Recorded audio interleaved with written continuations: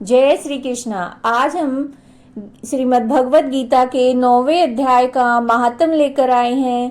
श्रीमद् भगवत गीता जो अपने आप में ही परम पावन, जिसके श्रवण मात्र से ही जो हमारे पाप हैं वो नष्ट हो जाते हैं और हमारे आसपास की सारी नकारात्मकता दूर होकर प्रभु के चरणों में हमें लीन कर देता है।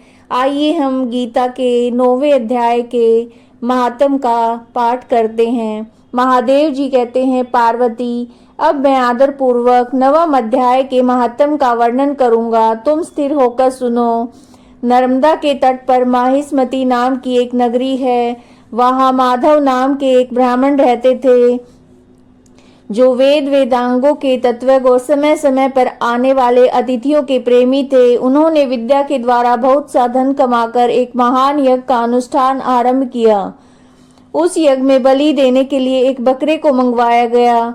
जब उसके शरीर की पूजा हो गई तब उसको आश्चर्य में डालते हुए उस बकरे ने हंसकर उच्च स्वर से कहा, ब्रह्मन, इन बहुत से यज्ञों के द्वारा क्या लाभ है? इनका फल तो नष्ट हो जाने वाला है तथा ये जन्म, जरा और मृत्यु के भी कारण है।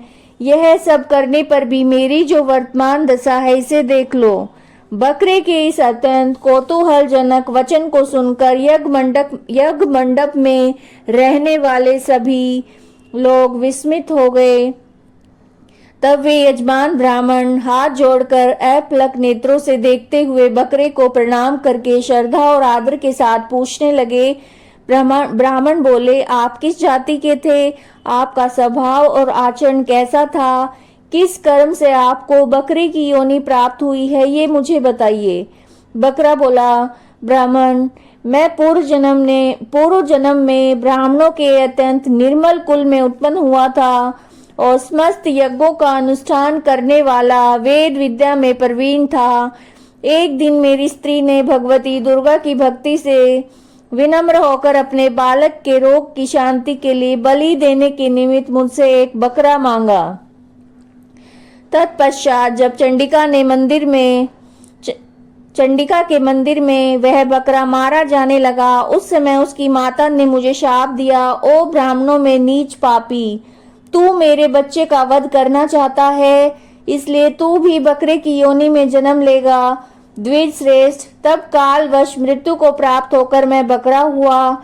यद्यपि मैं पशु योनि में पड़ा हूँ तो भी मुझे अपने पूर्व जन्मों का स्मरण बना हुआ है। ब्राह्मण, यदि आपको सुनने की उत्कंठा हो तो मैं एक और भी आश्चर्य की बात बताता हूँ। कुरुक्षेत्र नाम का एक नगर है जो मोक्ष प्रदान करने वाला है। वहां चंद्र शर्मा नामक एक सूर्यवंशी राजा राज करते थे। एक समय जब कि सूर्य ग्रहण लगा था, राजा ने बड़ी श्रद्धा के साथ काल पुरुष का दान करने की तैयारी की।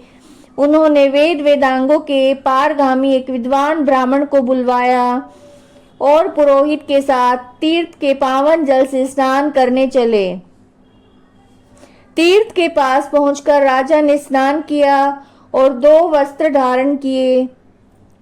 फिर पवित्र और प्रसन्नचित होकर उन्होंने श्वेत चंदन लगाया और बगल में खड़े हुए पुरोहित का हाथ पकड़कर तत्कालोचित मनुष्यों से घिरे हुए अपने स्थान पर लौट आए। आने पर राजा ने यथोचित विधि से भक्ति पूर्वक ब्राह्मण को काल पुरुष का दान किया। तब काल पुरुष का हृदय चीरकर उसमें से एक पाप आत्मा चंडाल प्रकट हुआ। फिर थोड़ी देर के बाद निंदा भी चांडाली का रूप धारण करके काल पुरुष के शरीर से निकली और ब्राह्मण के पास आ गई। इस प्रकार चांडालों की वह जोड़ी आंखें लाल किए निकली और ब्राह्मण के शरीर में हठात प्रवेश करने लगी। ब्राह्मण मन ही मन गीता के 9वें अध्याय का जप करते थे। राजा चुपचाप यह सब कौतुक देखने लगे। ब्राह्मण के अंतकरण में भगवान गोविंद शयन करते थे, वे उन्हीं का ध्यान करने लगे। ब्राह्मण ने जब गीता के 9वें अध्याय का जप करते हुए अपने आश्रयभूत भगवान का ध्यान किया, उस समय गीता के अक्षरों से प्रकट हुए विष्णु दूतों द्वारा पीड़ित होकर वे दोनों चंडाल भाग चले। उनका उद्योग निष्फल हो गया। इस प्रकार इस घटना को प्रत्यक्ष देखकर राजा के नेत्र आश्चर्य से चकित हो उठे। उन्होंने ब्राह्मण से पूछा, विप्रवर, इस महाभयंकर आपत्ति को आपने कैसे पार किया? आप किस मंत्र का जप और किस देवता का स्मरण कर रहे थे? वह पुरुष और वह स्त्री कौन थी? वे दोनों कैसे उपस्थित हुए? फिर वे शांत कैसे हो गए? ये सब मुझे बताइए। ब्राह्मण ने कहा, राजन, चांडाल का रूप धारण करके भयंकर पाप ही प्रकट हुआ था और वह स्त्री निंदा की साक्षात मूर्ति थी। मैं इन दोनों को ऐसा ही समझता हूँ। उस समय मैं गीता के 9वें अध्याय के मंत्रों की माला जपता था। उसी का महात्म्य है कि सारा संकट दूर हो गया है। महीपते, मैं नित्य ही गीता के 9वें अध्याय का जप करता हूँ। उसी के प्रभाव से प्रतिग्रह जनित आपत्तियों से पार हो सका हूँ। यह सुनकर राजा ने उसी ब्राह्मण से गीता के 9वें अध्याय का अभ्यास किया और फिर वे दोनों परम शांति मोक्ष को प्राप्त हो गए। यह कथा सुनकर ब्राह्मण ने बकरे को बंधन से मुक्त किया और गीता के 9वें अध्याय के अभ्यास से परम गति को प्राप्त किया।